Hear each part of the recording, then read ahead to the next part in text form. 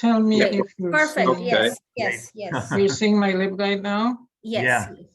Perfect. Okay. So my topic is LibGuides. What are there? What are LibGuides? Why we have LibGuides and what we use them for. So basically, LibGuides is a content management system, a product of SpringShare. Actually, it's a term for two words, library guides, what we call them. They're called LibGuides. Basically, LibGuides, as it states here, is a pathway to different types of quality information, critical resources. LibGuides will tell you about services being offered. It will tell you about all the different stuff that the library holds, the holdings, which includes multimedia, print books, electronic books, print journals, e-journals, newspapers, standards, databases, videos, you name it. And that book could be a part of a LibGuide. We use LibGuide as research tools, and you can use a LibGuide for a specific class, or you can use it for a course. For example, can you see the example? You can see the example. But this course would be for a criminology empirical course. So we can, if you have a course that you want the students to use specific materials for, or you want us to curate a set of materials for a particular course, say you have a new course coming up, then the librarians could do that. Okay. Sorry to interrupt, but we're on the second slide. What are LibGuides? So I haven't. What? Yeah. Yes, that's the second slide. Okay, and that's the example you're referring to, right? Yes, that's the example Okay, I'm talking perfect, about. yes. Yeah, I just clicked on the link for course and you should be able to see. I don't know if you're seeing it. No, that's probably in a different window. Yeah. Okay. It's not showing me. All right. And then you can have a subject guide. And the subject guide would basically be about different subjects. So you can have a guide for mechanical engineering, you can have a guide for physics, you can have a guide for math, you can have a guide for education, you can have a guide for art. So you can have a guide for just a specific subject or subjects. Then you can have a guide for topics. Say, for example, the AAPI guide, which is the Asian American Specific Guide, which NALADA was very instrumental in having us do. That would be a good example of one of our topic guides. Other type of guides could be for specialized resources, such as government documents, where it would have information on the federal government and everything related to the government and squashy government sources become on the government document. Then you can have a special collections guide, which is basically about all the stuff that special collections has, which would be mostly our archival material related to specifically Georgia, specifically to Georgia Southern, specifically to the South. So you can find that kind of information in our special collections. And then we have a guide for open education resources, which is about no cost and low cost material. In some cases, some professors have written material and stuff on different subject areas that's held in our OER holdings, and that could be available by a LibGuide. There's a LibGuide for that as well. And so that brings us to why do we use LibGuides? Librarians recommend LibGuides simply because it helps to support academia, and it's for scholarly purposes. It helps the research community to actually be able to find information quickly without having to tumble through a whole set of information before they finally get what they want. It can be curated. You can just tell the library staff or the librarians what it is that you need specifically, and they can put together a LibGuide for you. You can use a LibGuide basically for course pages. You can use a LibGuide for a project that you have in one of your classes. You can use a LibGuide if you want to have photo galleries. There's so many uses for LibGuides. It's almost limitless. And usually LibGuides help to reduce anxiety, especially for undergraduate students, because sometimes they could just be overwhelmed by trying to find information for their courses or their classes or their assignments. But once we have a LibGuide that's specifically dedicated to your course or subject area, it makes it quite easier for them to use. Usually LibGuides are updated, and you can have real-time insight. I can click a LibGuide and find out how many people used it for the day. So if you wanted to have a LibGuide for a particular course of yours, then you can find out if in actual fact your students are actually utilizing the LibGuide. The other use for LibGuides is research advisory. The librarians use it basically to do information literacy and to introduce to students, especially undergrad and some doctorate students, remind them how to do research, how to find information that weeds out all the mis and disinformation, and how to make sure that they utilize research that are peer-reviewed, scholarship in terms of what is considered authentic. And then we can have readers advisory in terms of programming. Right now, the library has a program that's coming up on February the 9th. There will be an opening for the American and the Holocaust exhibition. And that is one way in which the library would use the LibGuide for programming. For students, they can actually have set up consultations, so they can have an interview with a librarian and discuss how they can get their citations done, depending on which subject area that is their focus. Generally, LibGuides can be customized and basically for what it is that you want. They can be either descriptive or they can be prescriptive. So you can use a LibGuide to describe an activity that's going on in your class. It could be prescriptive. If you want your students to use particular types of materials, then it can be tailor-made and customized to your liking. What LibGuides use? We use LibGuides basically for collaboration. So we use LibGuides and we can build close, better relationships with our faculty and our alumni and the local jurisdiction. During COVID, when the whole system shut down, lots of our schools within the community were reaching out to the library to help with getting materials to their students or utilizing some of the materials that the library had that was specifically catered to K-12. In terms of collaboration, we integrate the library sources into the curriculum through use of LibGuides, and that would come through your subject guides and the guides for your courses. LibGuides also help to facilitate cross-departmental alliances and partnerships. Like, for example, last semester, I worked with one of the professors in the College of Education on a grant. And part of it was being able to pull together information pertaining to the grant in a LibGuide so that they didn't have to see me, I didn't have to see them. They could just access the LibGuide and be able to find the information that was needed. In terms of LibGuides use, it could also be for engagement and outreach. So we use it for information literacy for our incoming students. We use it for some of the traditional, non-traditional students who are now coming back to the university or coming back or changing careers, to help them be more familiarized with how to do research, how to make sure that they understand how the system works in terms of our learning management system.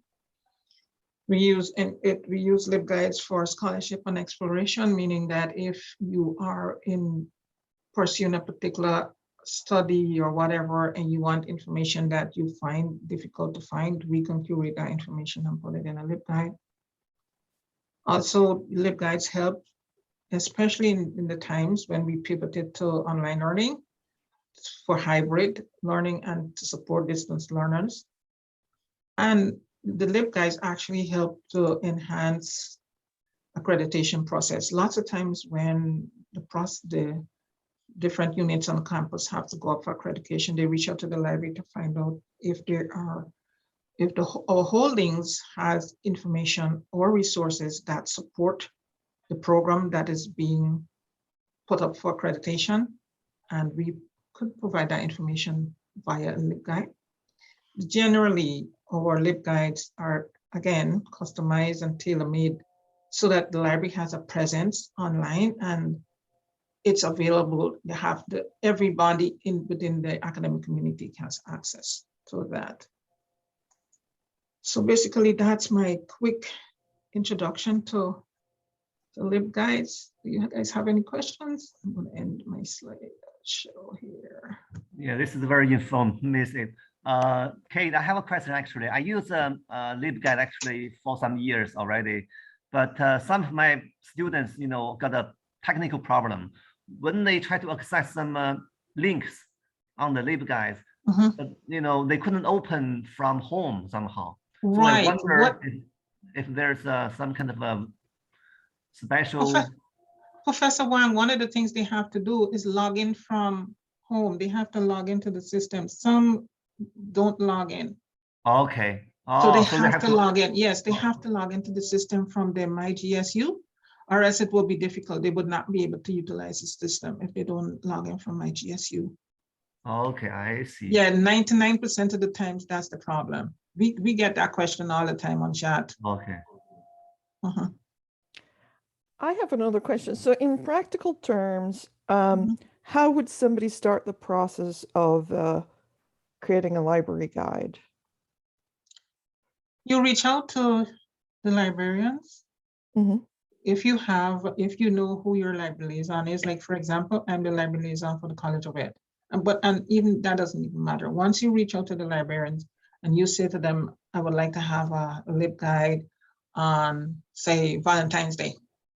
The history of Valentine's Day and everything that goes with it. And we would say to you, what span of time do you want it to cover? Do you want it from the beginning of when Valentine's Day was introduced? Do you want a video attached? Do you want, is it a story about a particular person who started Valentine? So you tell us what you want and we tailor-made it for that purpose. Okay, I see. So you're doing really all of the research and all of the work. Yeah, we do the work. But if there's a particular author or a particular theorist that you want us to cover, we would do that as well. Wow. Okay. Yeah. And can you have a private library guide or something that's shared only? Well, we can not share it publicly. Okay. So yes, right now I'm working on a LibGuide for the I Believe Week. Dr. Bather and Anita Hill, and it's private. You won't be able to see it, but because I'm still working on it, it's not available to the public at the moment. Like for example, I just did my tenure review and I made a LibGuide, and that's not public. It's on. I only give it to the people in my department who's on the tenure committee. Right. Okay. Okay. I have a question. Like, I have LibGuides for almost all my question, and I call them a shopping mall, one-stop shop. That's what I call, and kids love it. Yeah. And I'm also on the grant working with Vivian. Vivian, yeah. Yes, you're aware of it. But my question is, like Laura brought up this point, like private public. So for let's say the one we are working on the grant right now, that's not public yet because that's private. Yes, that's private. But for my other courses, let's say international relations, 30 to 36, for that, is that public? And when you say public, is it just the Georgia Southern University community or? No, it can be accessed from Google. You can actually, it's international. Anybody can access it. Once we make it public, it can be accessed across the board. Okay. And my Yeah. next question is, I absolutely love that idea. I'm going up for full next year. So you say, you know, a LibGuide for a 10-year process. Yeah, So well, what exactly you mhm. mean by that, and how can I get some help? That's very interesting, you know. Okay, all right, we can show you how to produce a LibGuide, or we can help you produce a LibGuide once you give us the information to go on the LibGuide. Like my 10-year portfolio looks like it has the letter that I asked to the dean and the committee. Mhm. It has my curriculum vitae. Then it has the projects I would have worked on. It has the presentations I would have done. It has, if I published a book or chapters or whatever, it will be there. The links would be there. So it has all that kind of stuff on it, on different tabs. So if I click on the tab, say I got a support letter from a grad student or a professor for the class, then that link would take you directly to the letter that I got. That's perfect. Wonderful. Okay. So basically, if I ask, you know, either one of you to start working, you know, creating a LibGuide for my full professor dossier, so you will do that like tab by tab, research, service, administration, etc. And then I get that link, right? The way we Yeah, did you this. only need the link because we Right, don't have and- it's yeah, you tell us when you want it, if you wanted to release to a particular person or you wanted to release the whole community, the whole virtual community. Yeah. Oh no, of course not. So, you know, that should be limited to, let's say, my department committee, and then the chain of commands as we go, you know, like upwards, like the dean's office, Right, or, right. you know. So if I technically give you the names that these are the people who should have access to my, The latter, once we give you the link, you choose to share it with who you want. oh, We don't do perfect. the sharing. It's not our prerogative to do the sharing. You get to Oh, that's decide who perfect. you want to share your link with. So it's exactly the way I have been doing this for my courses, like Yeah, I share that. yeah. Okay. Okay. Yeah. You have sole authority as to who you share your link with. Oh, perfect. Thank you so much. Thank you You so are much. so welcome. Any other So, questions? yeah, a quick question. So my understanding, to understand it completely, this is when you, for example, when you create something like that for a tenure or post-tenure review, you collect information. You have like a set of there is already a set of topics and subtopics. It's standardized in a way. It's not, but if you have a digital commons profile, the stuff that you send to digital commons, that's the information. Yes, I do have. We would use that information. So the information that's in the digital commons, I see. Do you use Yeah, also? we would use that. You'd send us, because you usually would have to send your curriculum vitae anyway. We could use the information on that unless you want to add anything else, and say you just did a symposium that's not on there, you know, you send us the link and that kind of business. And yeah. Yeah. And then, you know, the for example, the service activities, where do you get that from? We have to send you that information, right? Say that again slowly, please. Like service activities. Oh, service activities, like if you serve on the say. Do we have to send you that information, or you can find it? No, you'd have to send us that. You'd have to send us that, because you'd have to send us that information, because it's unique to everybody is different. Everybody else is different. Okay. And then, so the format, so when you send the link, what kind of format will that be in the end? Can that be saved as a PDF? Yes. Okay. Yeah. You can save, you can save it as a PDF.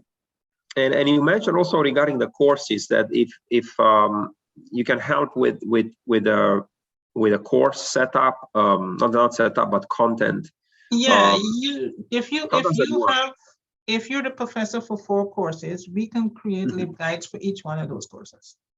And those LibGuides, what do I have to provide in terms of content? You tell us, say what are the essential readings, if there are particular titles that you want to have on there, if you want to have databases, specific databases, videos, whatever multimedia. So, for example, if there is like a research topic or like a project, a research topic, can you create a LibGuide for a research topic? Or a, Yes, yeah. You can create a LibGuide for almost anything. You can create a LibGuide for nocturnal animals. So you'll have an owl or whatever. Then you could decide if you want various type of owls. So you need basically in a particular geographical area, you know. I see. So you need basically the topic, and then based on the topic, you can generate that LibGuide, right? Yeah, and you can also add, say for example, if you have a course and you have specific requirements that the students must do their exam with a particular software, that kind of information you give to us, that kind of stuff. Okay. Yeah, sounds good. So do we contact you for that, or who do we contact? Is that okay? You can contact any one of the librarians, but if you can find out who your library liaison is, that would be great. Okay. Yeah, and that information is available on the library's website. Yeah. All right. Sounds good. Felix, Thank you. I was wondering, you know, once our meeting is over, I will share the library guide link, you know, to one of my courses.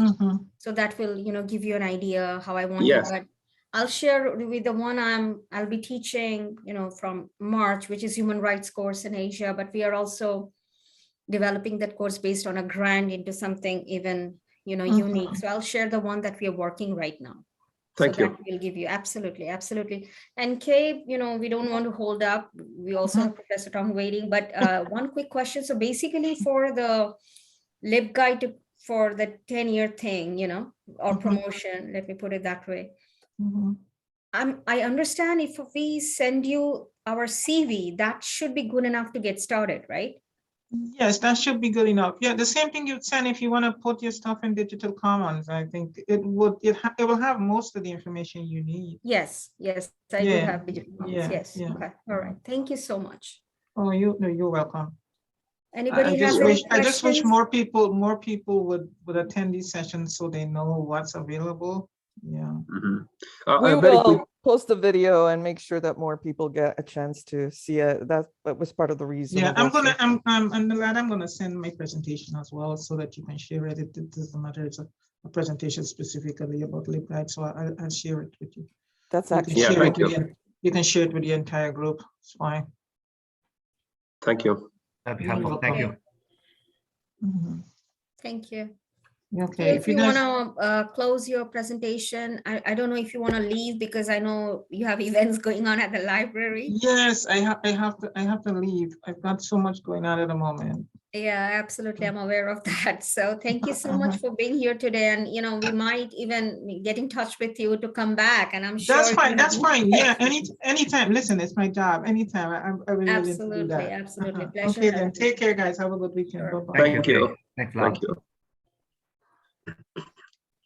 All right, so let me introduce briefly my colleague, Weitian Tong, Professor Weitian Tong. He's gonna present his research topics and give us like an overall picture of what his research is about. So without further ado, please go ahead. Can you share your screen? Yeah, sure. Thank you.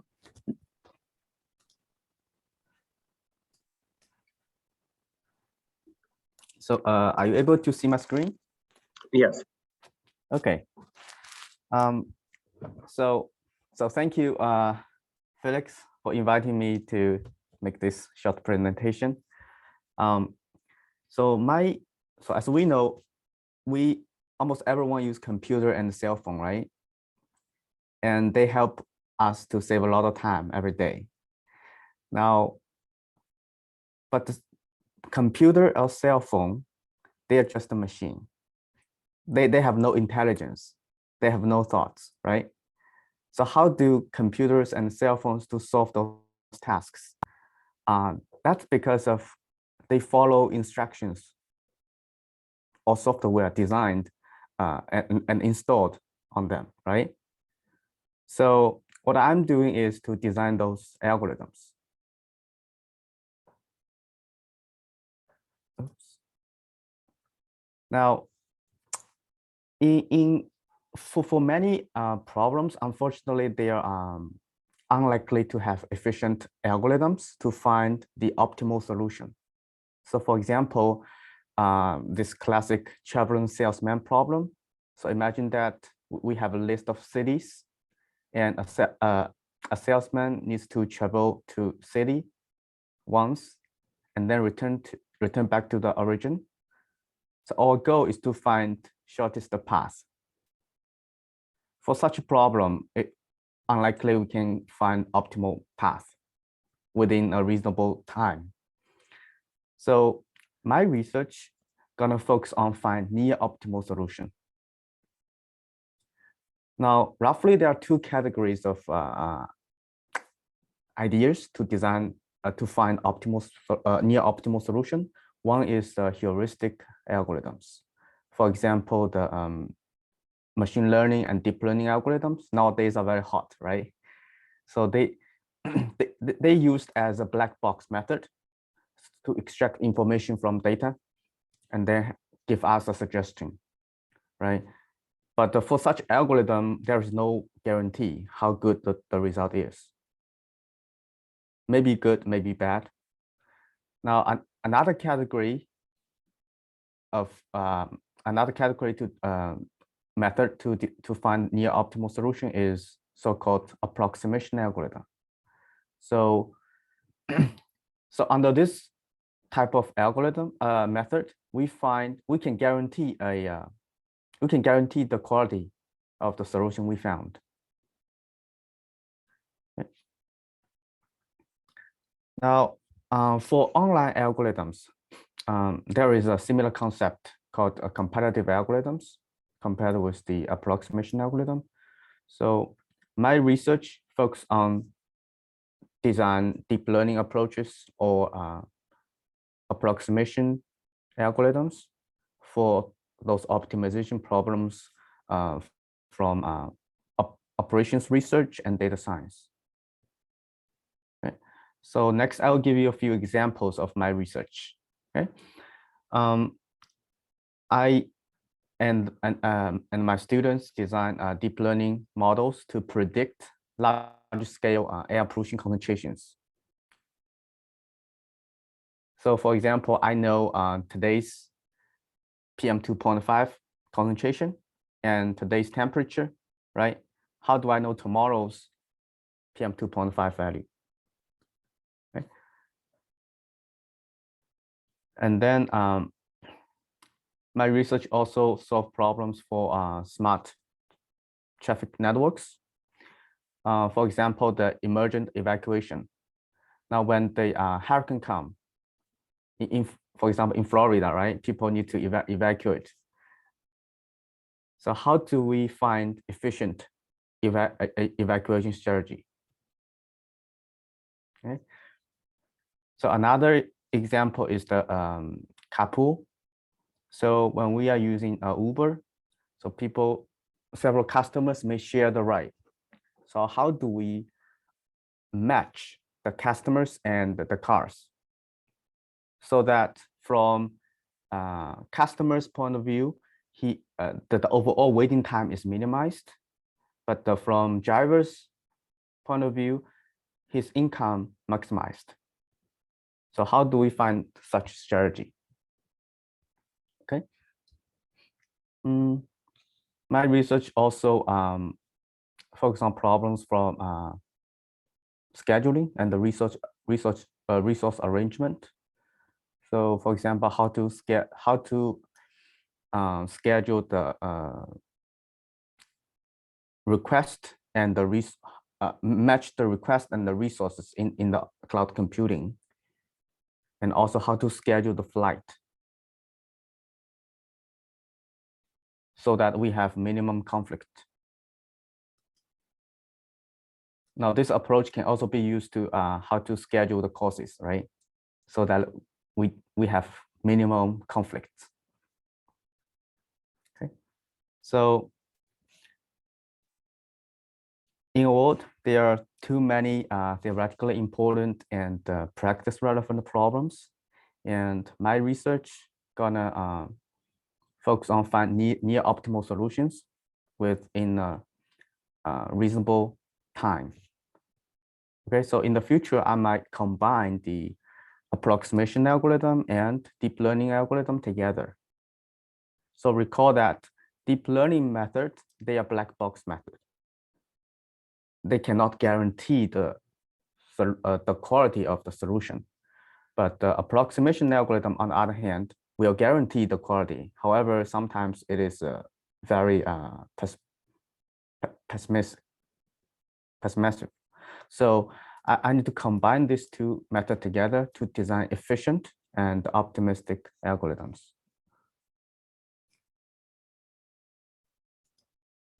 Yeah, so roughly that's my research.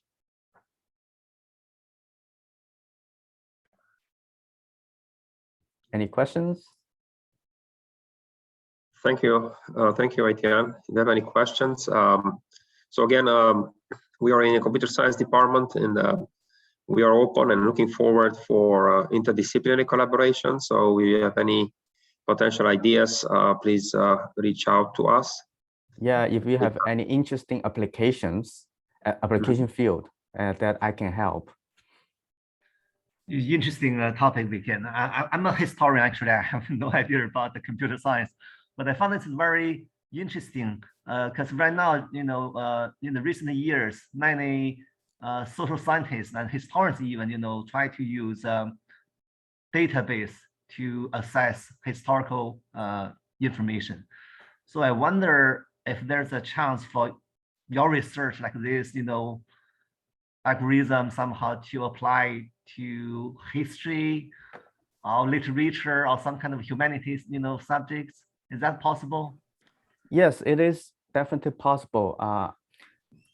So recently, actually, it has been a few years. Google collect or enter all the books since the Google books. Yeah, Google since he entered a lot of book into his database. Then he used machine learning techniques to extract those keywords for each book. So you will see a trend how the hot word change over years. That's very interesting. So for example, the word love, right? Maybe in 1,000 years ago, it has a peak, then going down, and then another peak. Then combined with the history, we can there might be some interesting connection there. Right. That could be some kind of they can see the trend of historical interest, changes right over time. That's interesting. Yeah. Thank you. I have two questions for you. One, I'm just curious while I was listening to you with this COVID situation going on right now and the chaos everywhere for flight scheduling, how does it look? Like how? You mean how the flight look now? No, not the flight, but the situation with, your research in terms of optimization for resource arrangement or scheduling. So with the COVID situation, do you think how do I rephrase it, Felix? Like how your research model looks in this pandemic? Like, Felix, is that clear? Do you understand what I'm trying to say? Not exactly. So what is your exact questions? I mean, you mean like how does the pandemic affect the research, our research capacity, you mean? Not the research capacity, in terms of flight scheduling, optimizing. Well, yes, I see. Okay. Yeah, to be honest, in current days, to design a good scheduling, it's very difficult because there are many unpredictable policy from different government, right? So in such cases, I think it is almost impossible to design good scheduling. Okay. Yeah. I think the same algorithms that were before COVID are still in use in terms of flight scheduling, with probably some modifications. I mean, most of these systems do have the capacity to extend, add additional parameters into the scheduling procedure. But in terms of the scheduling algorithms, I don't think they have changed. Because basically what the pandemic is, it can be most probably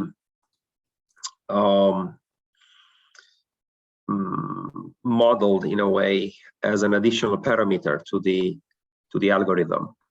Of course, as Weitian mentions, the fact that the regulation is changing so quickly obviously creates some problems for scheduling too. So that's something that it's a kind of dynamic issue. But I think the basic algorithms that have been used for scheduling or even ticket reservations and things like that, they're evolving, obviously, based on the data that is constantly collected, but the fundamentals are still the same. Okay, thank you. Exactly, yeah, that's what and one more question, probably for both of you. I just initiated a project, it's like budding stage, I would call it. And tentative title is Mapping the Landscape, Resistance, Human Rights, and Technology. So I shared with all of you the link to my book, which just was, they have started circulating it. So I haven't received a hard copy yet, but so based on the project, I'm going to extend, this will be an extension of the current one. And the focus will be on technology. So what sort of assistance can I look forward to from both of you in terms of, applying technology in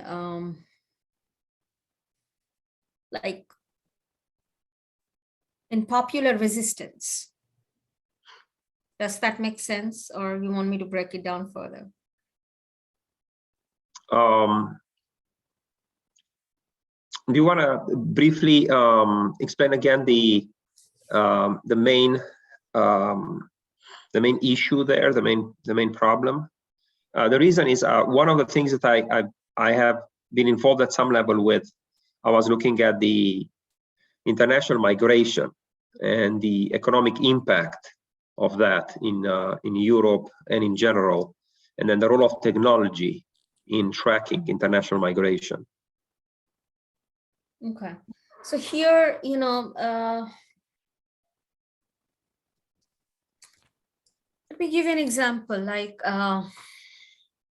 let's say, one of the chapters in this book I talked about is based on a case study in India, which is like, it's called the Nirbhaya, which is like, it was a rape incident that happened a couple of years ago.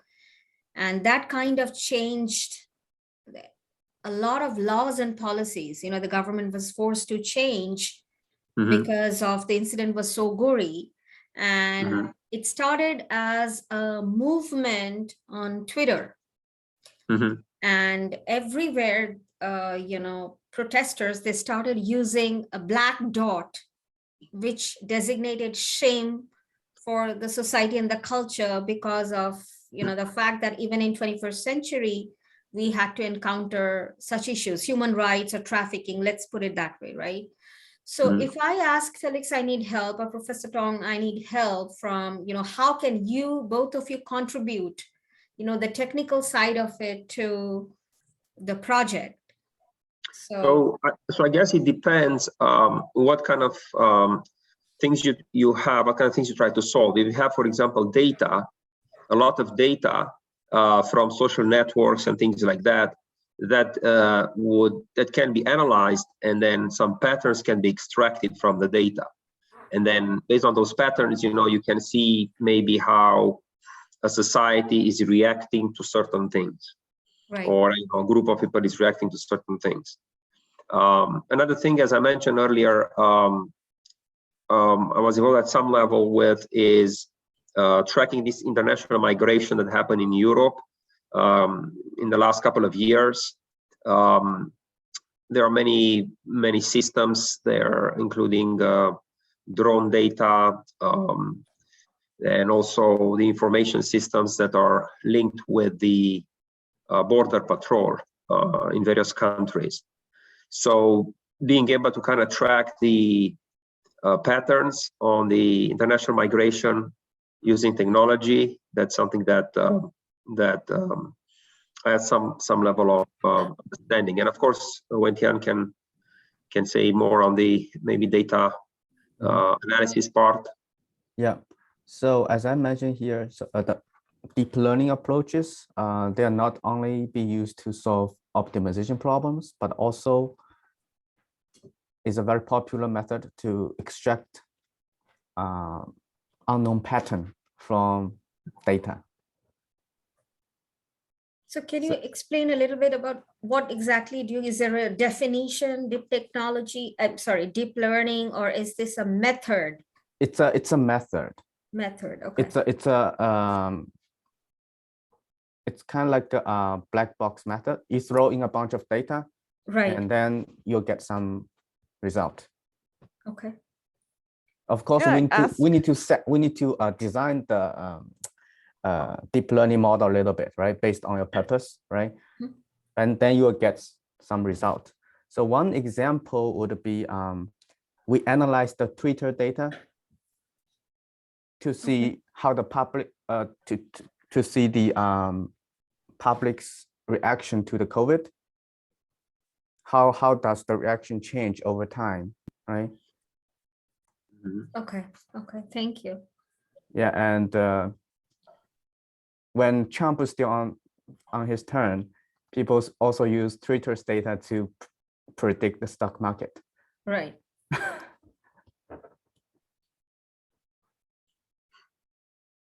That's really possible to predict stock market. Right. Can you predict storytelling methods across culture and time by simply inputting stories from different cultures in the database? Oh, that's an interesting idea. I just kind of thought about it. Because I'm in creative writing, and I was thinking, how can I apply this? But that's one thing that's been coming up a lot lately, is how in the West we take for granted certain storytelling patterns that are not necessary. They're not the same in other culture. And I think definitely. That's an interesting topic. Yeah, that's an interesting topic, I think. And actually, Laura, this is so interesting. It just popped up in my mind, like maybe, people who are here today, like 5 or 6 of us who are here, we can develop our own project, a project coming from the International Employee Resource Group. All of us have a story to tell. All of us are coming from different culture, different backgrounds. So this would be fantastic. And we have to tech experts who can help us, and we have the other side of it, the social and behavioral scientists who could also contribute. And just because we were talking about collaboration in terms of multidisciplinary, and so we can have I think that we can have some kind of think tank with ideas that we could share. Each of us can share, and then maybe we put in the document, and then we can find connections, potential connections. Yeah, that call for proposal, I put it in there. If you don't feel interested in giving a flash talk, you could still just share a little bit of what kind of work you do and what kind of collaborations you might consider. And I think that just having that out there could be a really, if we make connections between people, it could be a really interesting thing. We should also have our own Libguides. I have already shared that with my college. And Laura, did you ask Jaskia to share that on our IERG webpage? I did, but I can, I will check. I haven't seen if it's up there yet. So I got into a little bit of a head-to-head with her, so I hope it's okay. Over the post, but that's okay. So Weitian, if you can share with us maybe the PDF, so then Laura can get it on the website.